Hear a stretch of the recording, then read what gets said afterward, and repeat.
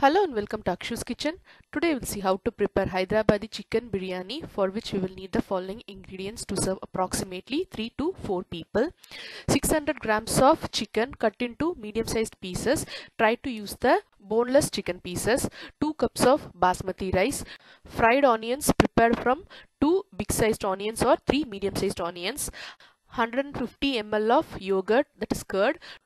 2 tablespoons of ginger and garlic and green chili paste, just 2 to 3 green chilies while grinding the ginger and garlic, some fresh coriander leaves and mint leaves, 1 teaspoon of salt, 3/4 teaspoon of chili powder and half a teaspoon of homemade garam masala powder, that is equal quantity of cinnamon, cardamom and cloves roasted and ground together, and some whole garam masala, 5 to 6 big pieces of cinnamon, 7 to 8 whole cloves, 5 to 6 whole green cardamoms, 1 big star aniseed and 1 black cardamom. You can skip it if you don't have the black cardamom.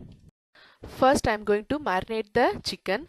First I am going to add the ginger, garlic and green chili paste. I am taking about 2 to 2¼ tablespoon of the ginger garlic chili paste, and also the chili powder, salt and garam masala, that homemade garam masala powder. If you don't have the homemade garam masala powder, you can also use the readily available garam masala powder, and the 150 ml of yogurt or curd, and about 3/4 of the fried onions. This is just homemade fried onions, where I have sliced 2 big onions or 3 medium sized onions, and I have dusted it with some corn flour and deep fried in oil until it is dark golden in color. So I've added only 3/4 of them, and also 3/4 of the coriander leaves and the mint leaves, and I'm going to mix it all together so that each and every chicken piece is coated with the marinade, and allow it to marinate for about 1 hour. If you don't have time, for at least half an hour. At the same time, I've kept about 6 cups of water in a pan, and when it has started to boil, I'm adding the whole garam masala and the 2 cups of basmati rice which I have washed, and I'm going to cook this until it is 50% done. Do not cook it completely, just parboil it. Allow it to come to a boil after adding the rice, and once it starts boiling, put it on a medium flame and let it cook for about 6 to 7 minutes, because basmati rice will get cooked very easily. Also add 1 teaspoon of salt to this.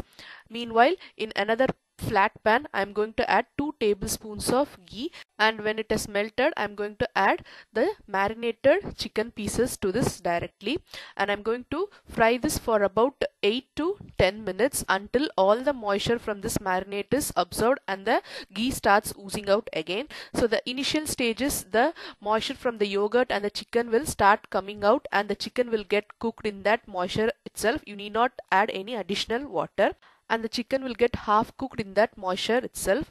This will take about 4 to 5 minutes. After that, the second stage is you have to cook it for another 3 to 4 minutes while all the moisture will get dried up, and you will get only oil or ghee oozing out from the chicken. So this is at the end of first stage. You can see both ghee and moisture from the chicken and yogurt bubbling. So the chicken is almost 1/4 cooked, and you can see the moisture still there. So cook it for another 3 to 4 minutes until it is completely dried and you get only ghee oozing out of the mixture, and this is the end of the second stage. You can see it's just ghee bubbling from the chicken pieces, and the chicken is half cooked. Now put it on a low flame, the lowest possible temperature, and arrange the chicken evenly so that each piece is touching the pan and there is no piece on top of another piece. So after arranging it evenly, I'm going to start the dum procedure.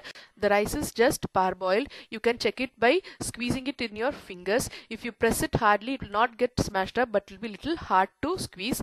So that's the perfect texture. I'm going to drain the rice without any water and put it on top of the arranged chicken mixture. I'm going to transfer about half of the parboiled rice. Make sure to drain the water completely, and once you have transferred half of it, spread it evenly with a spoon so that it covers the entire chicken mixture. And now I'm going to add the remaining fried onions, that is 1/4 of the fried onions, and also the remaining coriander leaves and the mint leaves on top of the fried onions.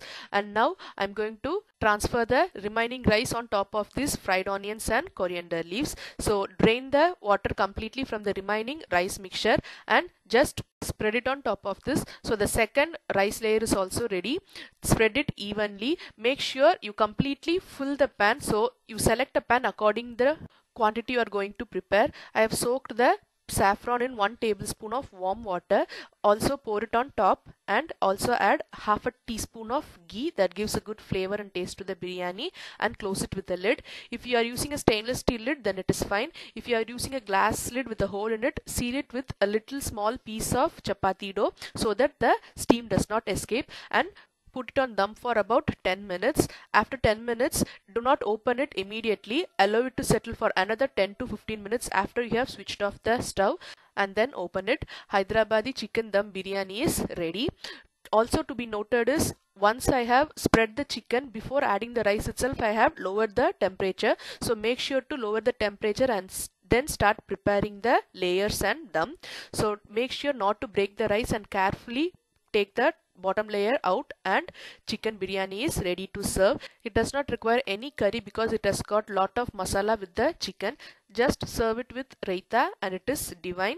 It is very simple to prepare at home. Try it and you will really like it. Thank you for watching Akshu's Kitchen.